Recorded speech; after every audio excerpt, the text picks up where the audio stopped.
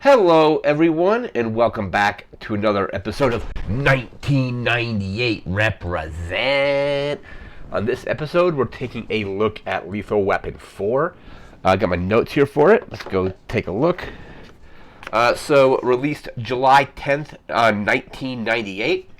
I never saw this in theaters for some reason. I think it was just because back then I didn't have, I wasn't working, so, if I went to a movie, I would have to be kind of more selective of what I went to, and I really liked the Lethal Weapon movies, but for some reason never got around to seeing this in theaters, and had only ever seen bits and pieces of it on TV or on HBO or whatever it may have been.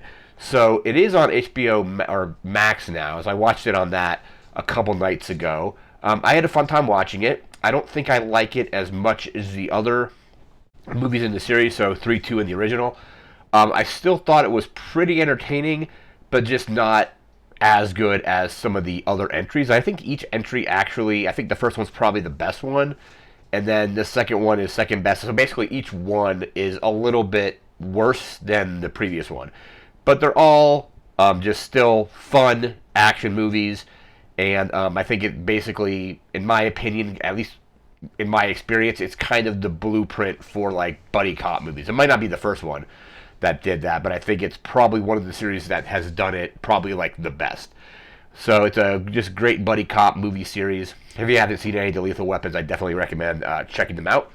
So again, released July 10th, 1998, directed by Richard Donner. This is the last theatrical film in the series.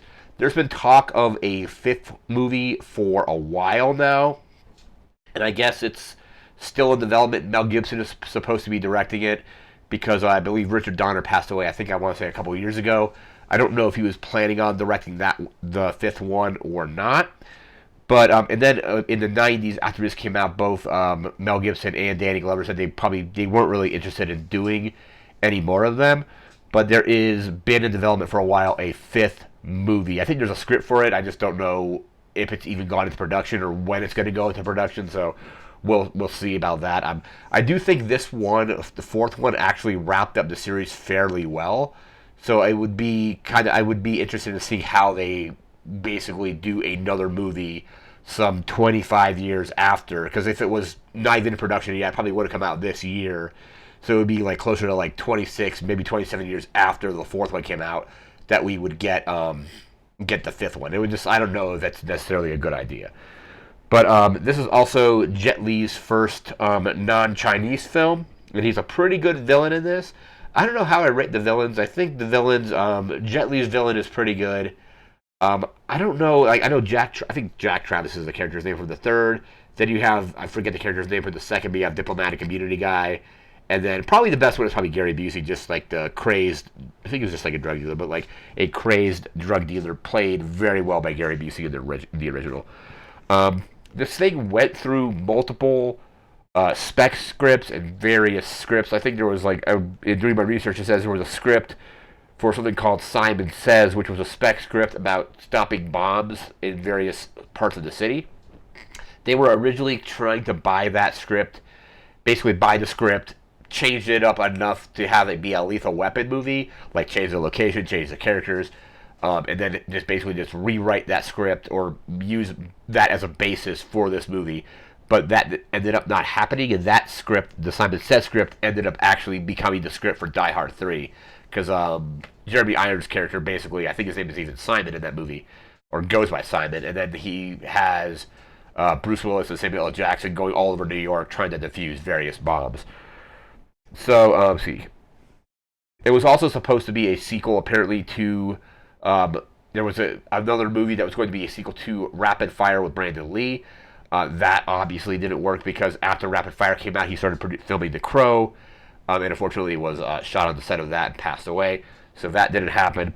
And then apparently they were going to be writing both Lethal Weapon 4 and 5 together and using the best bits of both for one film. That never panned out, and I remember they were reading somewhere that they had gotten a script ready. It didn't include Joe Pesci's character or Chris Rock's character at all, so they had to then kind of take that script, rewrite a bunch of it to include them. I don't even know how much I liked Chris Rock's character in the movie. I think he's funny, but I don't know if he's necessarily necessary in the movie. Joe Pesci's character just seems to kind of be there. I liked him in 2. I liked him in 3. He's kind of not as necessary in this one. There's a whole scene where it's a scene with I forget the guy who plays Uncle Benny's the character's name, but it's Riggs, Murtaugh. I think Butters is Chris Rock's character, and then Leo Getz, and they're in a dentist's office, and that scene just did not work for me at all. So that scene, I think they should have gotten cut. And maybe that was a scene that they added in just to get those actors into a scene. Maybe they had like a contractual obligation saying they needed to be featured in a certain amount of scenes, or I don't really know. But yeah, multiple writings. Butters wrote the script. So production on this movie began in January 1998, and it was released in July. That's like a 6-7 month turnaround, which is pretty fast. Instead, the movie was like they kind of rushed to film it, rushed to edit it. I don't even know. I think a lot of the stuff in this movie is basically just practical anyway. So it's like you're not really waiting for a lot of CGI or any kind of thing like that, because like a lot of the stuff, it looks like it's just kind of done like on set. I don't know if any of the stuff on the highway. There's a really cool highway chase that Riggs, Murtaugh, and I think a couple just like henchmen are involved in, and that was like one of the kind of cooler set pieces because they were being chased. They were in a modular building, like a house that is basically like being like you basically just it's on a trailer. It's an oversized trailer, but they had a side of it that was just wrapped in like a tarp, a clear tarp.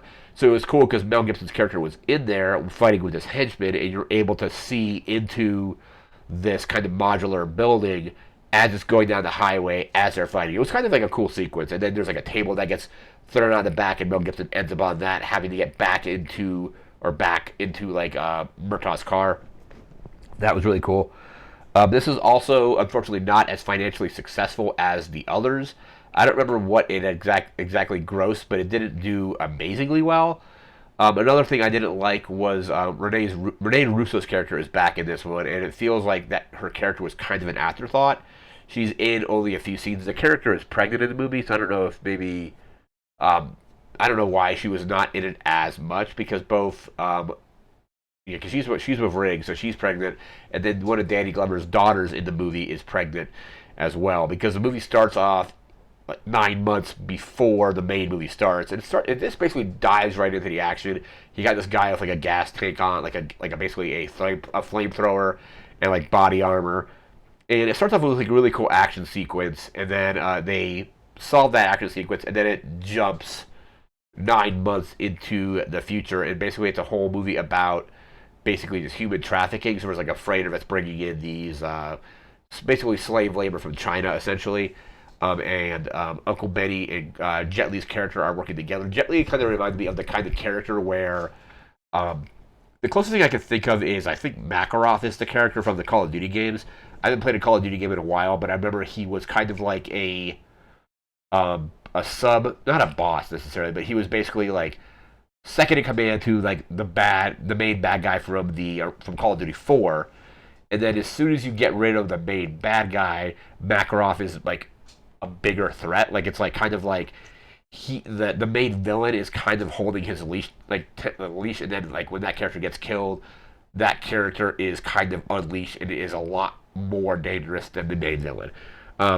Uncle Benny being probably the one that's holding the leash in this movie, and then like he ends up getting killed by Jet Li, and then Jet Li's character kind of just like starts running the entire thing. Let's see. Like I said earlier, it wasn't. I didn't feel it was as good as the previous films.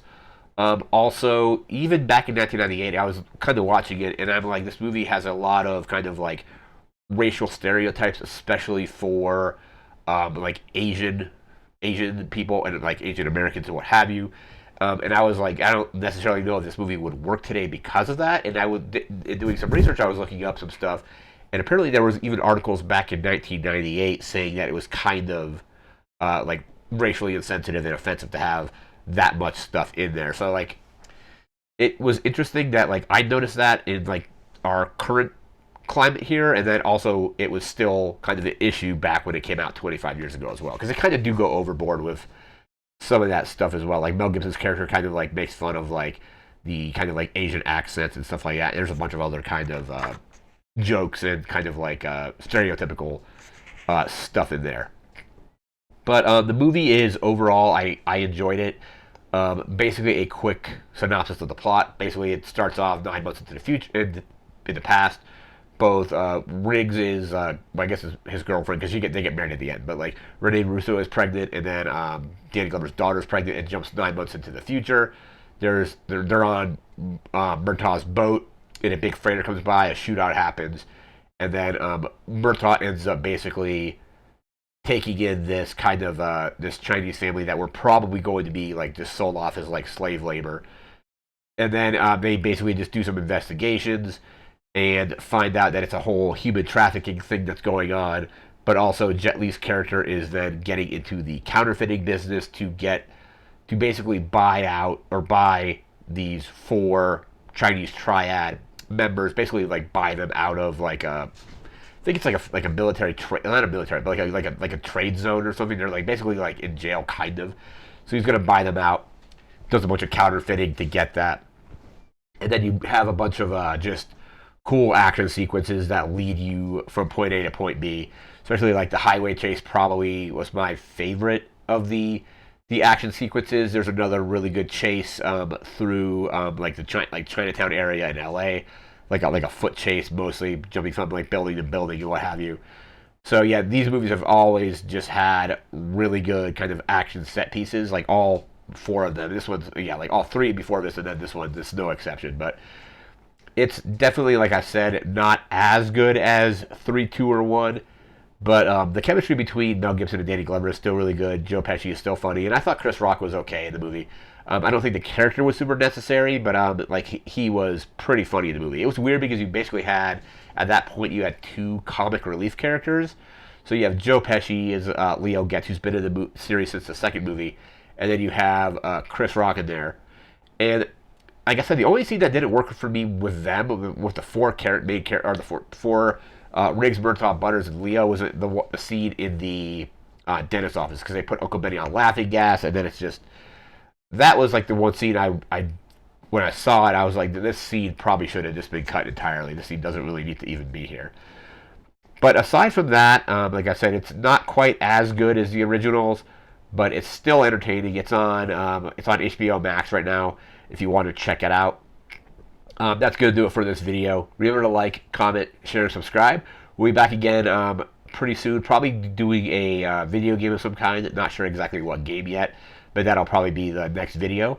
And again, that's going to do it for now. So thanks for watching. Take care and have a good one. See ya.